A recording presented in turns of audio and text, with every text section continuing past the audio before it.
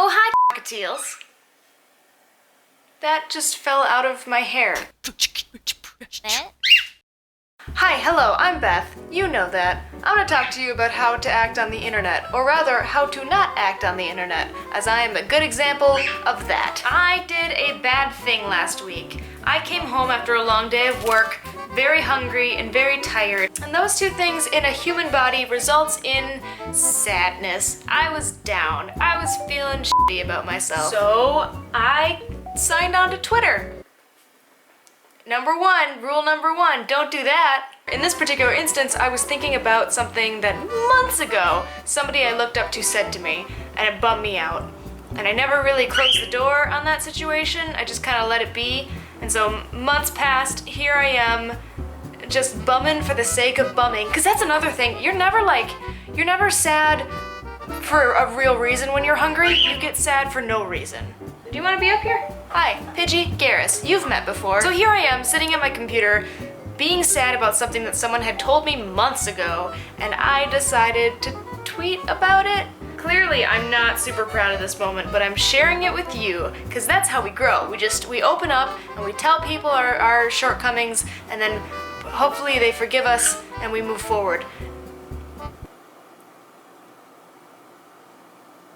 First, let me say I never intended to tarnish this person's name at all. I left it very vague who I was talking about. But in the tweet, I definitely did tell them to join a rodeo and buck themselves.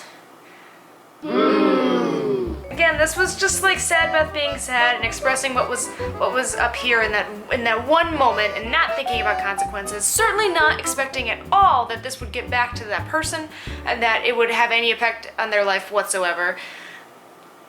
But it did. Which is why you never go on Twitter when you're upset.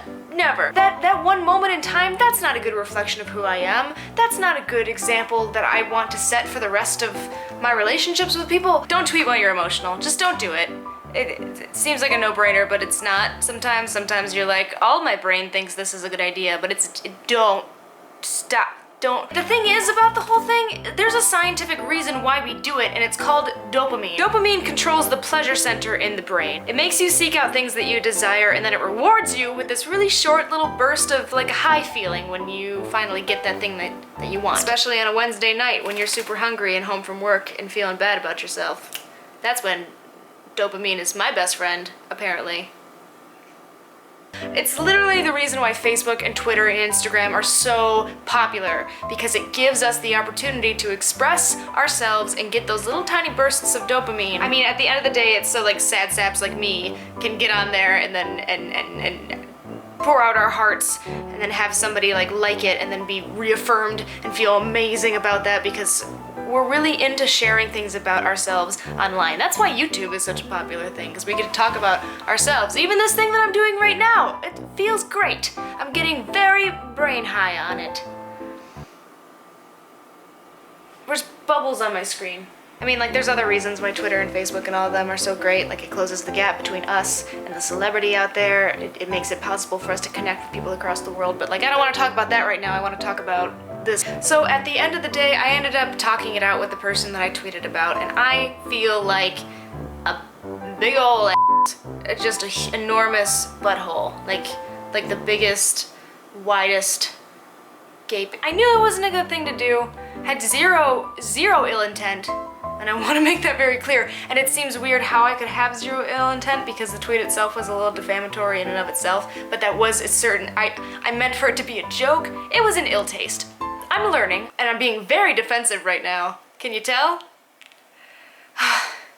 At the end of the day, at least a conversation was had, you know? Something that I'm constantly trying to work on is open communication and being a better communicator. Which ironically, Twitter has both prevented and helped me to do. The lesson here is just don't emotionally social media.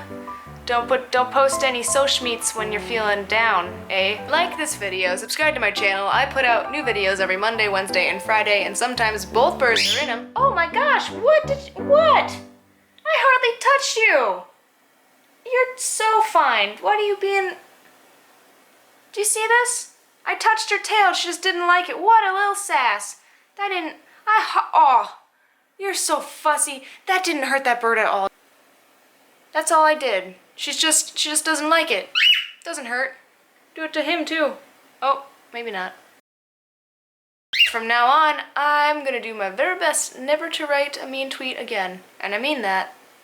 Bye.